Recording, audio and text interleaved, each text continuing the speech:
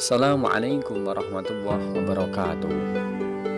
Kisah Ashabul Kahfi bukanlah kisah lelucon ataupun dongeng, atau hanya sebuah rekayasa fiktif belaka. Secara historis, kejadian tentang kisah Ashabul Kahfi tersebut mempunyai hubungan erat dengan kegelisahan Rasulullah SAW saat Rasul ditanya oleh beberapa orang Yahudi untuk membuktikannya bahwa beliau memang seorang nabi utusan dari Allah Subhanahu wa Ta'ala. Orang-orang Yahudi ini bertanya, "Wahai Muhammad, tolong ceritakan kepada kami tentang kisah 7 pemuda yang rela mengasingkan diri untuk mempertahankan keyakinannya kepada Allah. Jika engkau sanggup menceritakan dengan benar, maka kami juga akan mengikutimu, mengikuti ajaranmu dan menjadi bagian dari Islam." Lalu Nabi Muhammad memohon pertolongan kepada Allah, dan selang beberapa waktu kemudian beliau mendapat wahyu yang berisi tentang penjelasan kisah Ashabul Kahfi, atau cerita tentang 7 pemuda yang ditanyakan oleh orang Yahudi tersebut. Penjelasan mengenai kisah Ashabul Kahfi ini dimuat dalam beberapa ayat dalam Al-Quran surah Al-Kahfi pada kitab suci Al-Quran. Sesuai dengan kandungan Al-Quran, kronologi dari kisah Ashabul Kahfi adalah sebagai berikut. Pada zaman dahulu, hiduplah seorang raja yang bernama Dikyanus. Dia termasuk raja yang kejam dan sewenang-wenang dalam memimpin rakyatnya. Kekejaman raja yang super otoriter ini memberlakukan aturan yang tak boleh dilanggar oleh rakyatnya. Siapapun yang menentang keinginan raja, maka sama saja ingin mengakhiri hidupnya lebih awal. Salah satu aturan yang diterapkan oleh raja adalah memaksa rakyatnya untuk menyembah kepada rajanya tersebut. Karena ketakutan, sebagian besar rakyatnya di negeri itu tunduk dengan aturan kejam sang raja. Tetapi meskipun demikian, ada sekelompok pemuda yang tidak mau mematuhi keinginan raja. Mereka secara sembunyi-sembunyi tetap mempertahankan keimanannya dan keinginannya untuk menyembah dan mengakui bahwa hanya ada satu Tuhan yang pantas disembah. Dialah Allah, sang penguasa alam. Keyakinan 7 pemuda ini kemudian diketahui oleh mata-mata raja yang suka menjilat dan mencari muka di hadapan raja. Kontan saja Raja Dikyanus marah besar. Raja lalu meminta para pembantunya untuk segera menyeret pemuda tersebut ke hadapan raja. Sesampainya di hadapan raja, ke-7 pemuda ini ditawari berbagai hal yang menggiurkan, seperti jabatan tinggi, kekuasaan, wanita cantik. Tapi semua ditolak oleh pemuda itu, karena pemuda itu adalah pemuda yang beriman tebal, tidak hanya beriman seperti kerupuk yang mudah rusak.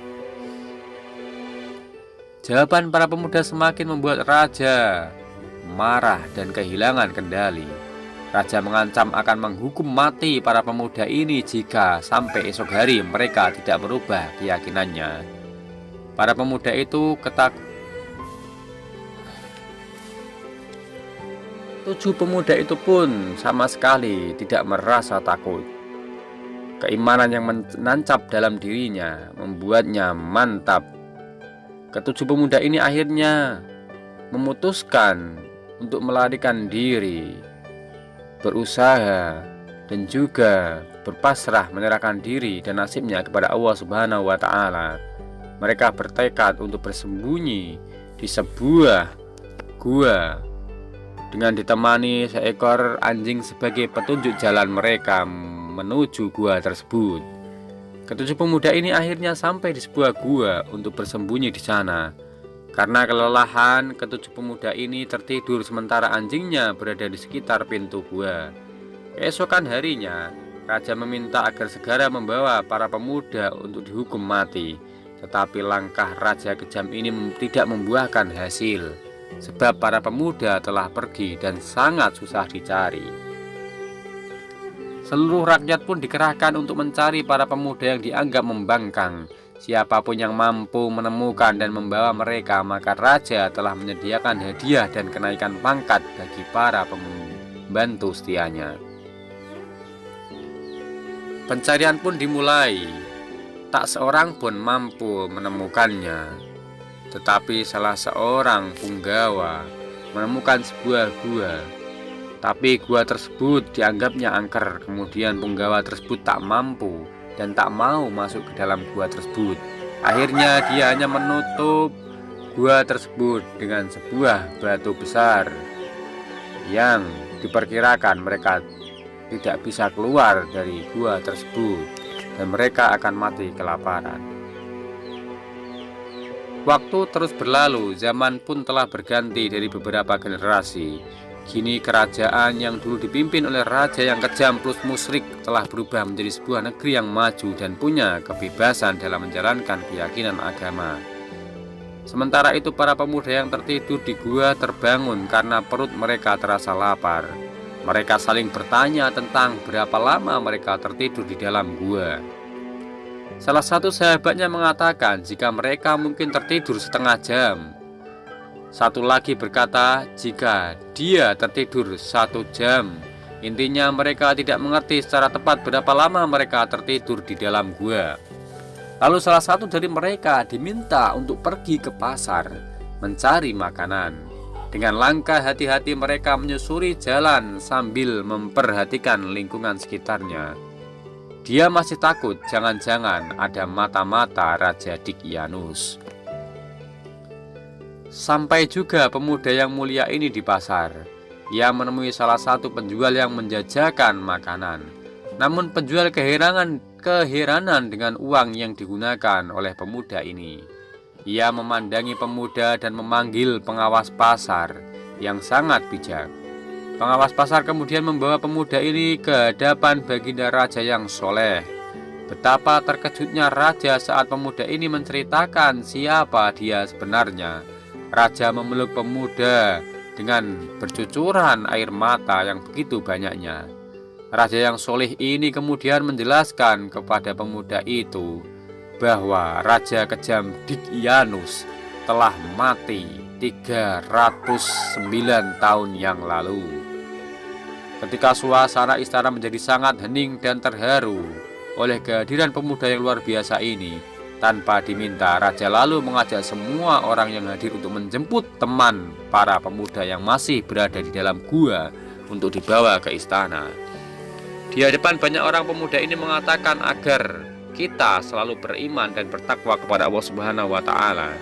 Jangan pernah tunduk kepada siapapun yang mengajak pada jalan kesesatan dan kemusyrikan.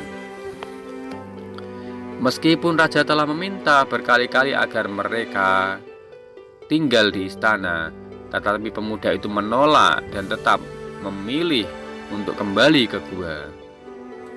Beberapa waktu kemudian Allah mengambil ruh mereka dan kembali kepadanya untuk selama-lamanya.